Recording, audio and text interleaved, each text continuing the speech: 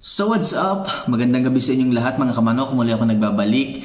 PJ Vergara po ng Linyada ng Mamay upang mag-share na naman ng panibagong kaalaman, panibagong tips and topic tungkol sa ating paboritong libangan. Walang iba kundi ang pagmamanok. Kaya mga kamanok, kung ikaw man ay baguhan, newbie o babago pa lamang na nagsisimulang mag-alaga ng manok, kung gusto mong gabayan kita sa pagpapalaki ng sisiw, pagbibigay ng tamang bakuna, antibiotiko sa iyong mga alagang sisiw, sa iyong alagang mga manok kung sila is nagkakasakit, and many more to mention na mga tips na po pwede mong kapulutan ng aral at po pwede mong may apply sa iyong pagmamanok. Isa lang lagi ang hinihiling ko, just click the subscribe button sa baba ng kamay ko, and syempre notification bell and yung join button mga kamanok. Kahit alin dyan, pindutin nyo para lagi kayong maging updated, para makita nyo lagi yung bawat video na ina-upload ko.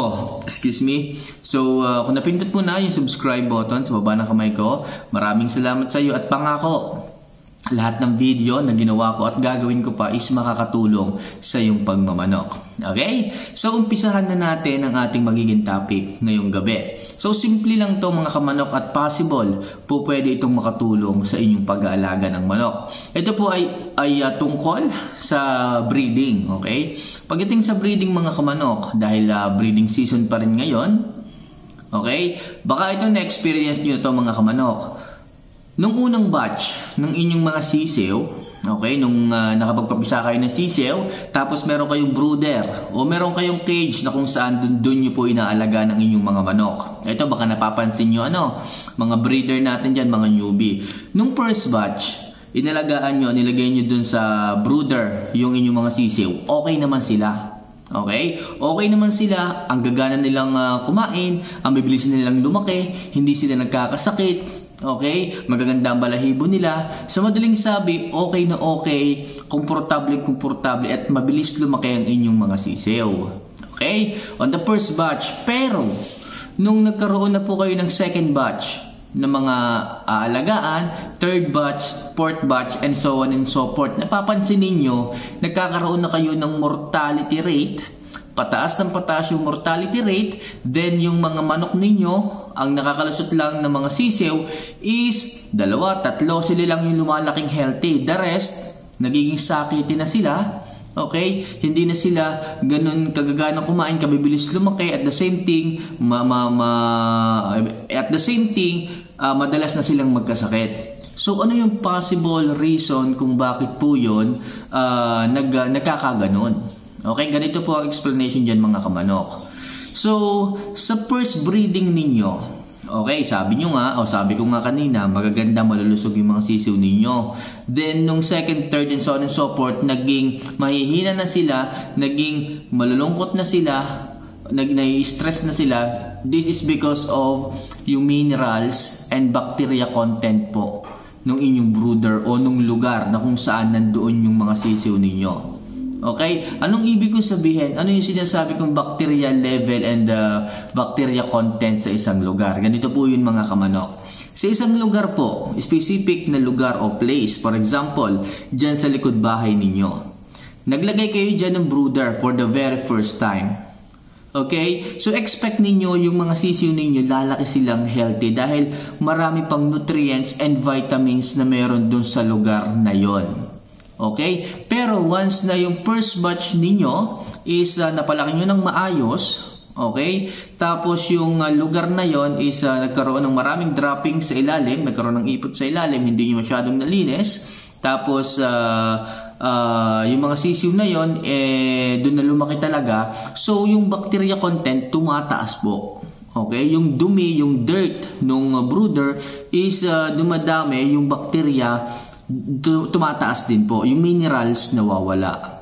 So, pag nilagyan nyo po yan ng panibagong sisiw, so wala na silang makukuhang nutrients and minerals, natural vitamins and minerals doon sa brooder na yon. So, madaling sabi, mataas na po yung bacteria content doon sa brooder na yon. Kaya yung immune system ng mga sisiw ninyo is kaagad nawawala or bumabagsak. This is because wala na pong minerals and vitamins, okay, na meron doon sa brooder ninyo. Madali na silang kapitan ng sakit, madali na silang may stress. Okay? So kapag ganyan, napapansin ninyo na marami na po yung mortality, marami na yung nag-a-abroad sa inyong mga sisiw at hindi na sila ganong kalulusog, so what shall you do? Ganito po mga kamanok. At the first thing, huwag nyo munang ilagay yung mga sisiw ninyo doon. Okay? Mas maganda, ilipat nyo ng lugar. Okay, yung brooder ninyo, ilipat nyo ng lugar, disinfect nyo muna sila o disinfect nyo muna yung brooder ninyo after a day or 1 week. Kung nandiyan na yung mga sisiw at talagang kailangan nyo yung brooder, disinfect ninyo at ilipat nyo po ng lugar. Okay? Yung lugar po na inalisan, kailangan nyo po is i-disinfect din po ninyo through the use of apog. Okay? O yung limestone na tinatawag. So, lagyan nyo po sila ng apog para sa ganon, umasim po ulit yung lupa, tumaas po ulit yung mineral and vitamins content nung isang lugar na yon. Okay? At yung brooder na inalis ninyo doon, make sure na ilipat nyo siya doon sa refresh na lugar, mayaman sa mineral and vitamins na lugar. Para sa ganon, yung mga sisiw ninyo na haalagaan doon is still happy and healthy mga kamanok. Malaki po. Alam ko yung iba, tinatawanan nito. Kesyo ganito, ganyan, kesyo ganyan. May nalalaman pa tayong ganito. So which is, nakakatulong po ito at factor din po ito kung bakit hindi tayo makapagpalaki ng sisiw ng maayos. Okay? So sana maisip nyo ito mga kamanok. Simple lang ito, pero napakalaki po ng factor nito sa inyong mga alagang sisiw. Okay? Especially sa health nila mga kamanok. So again, naulitin ko, kapag po kayo is nag-breed, yung mga sisiw ninyo at the very first time na ilagay nyo sa brooder, okay po yan, healthy po yan. Pero sa second batch, third batch, and so on and so forth, make sure, disinfect nyo muna yung lugar, disinfect nyo muna yung brooder, then maglagay kayo ng apog, okay, para dyan. Para sa ganun, tumaas nga po yung mineral and content level nito. Para sa ganun, healthy and happy yung inyong mga sisiw. So sana makatulong ang simpleng video ito, ang simpleng tips na ito sa ating mga breeder dyan, especially sa mga newbie. So bago ko tapusin ang simpleng video ito mga kamanok, just as a simple reminder again sa mga naghahanap dyan ng mga mga vitamins na po pwedeng makatulong sa inyong paggagayak.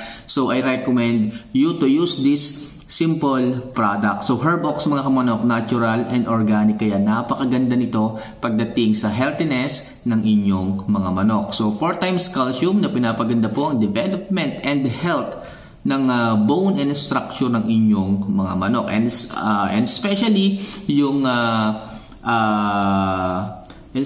yung blood circulation ng inyong mga manok. Pinapaganda rin ito mga kamanok. And ito rin po is natural, kaya po napakaganda nito sa inyong mga alagang mga manok. So ang dami na po nating mga newbie na tumulong sa tuwa dahil sa ganda nito. And ito lastly, yung pinakamaganda nating product ngayon na bagong labas. So andito yung ating Herbots. Ayan. So kung nawala po yung energy, yung sigla, and yung happiness ng inyong mga manok, so bigyan nyo lang ng 3 to 5 drops nito at makikita nyo after a minute, after an hour, bumabalik po yung sigla nila. So maganda po ito bago umalis ng inyong bakuran, pagkarating at 30 minutes bago. Okay, so yun lang mga kamanok. And if you are interested sa mga produkto namin ito, pwede nyo akong tawagan sa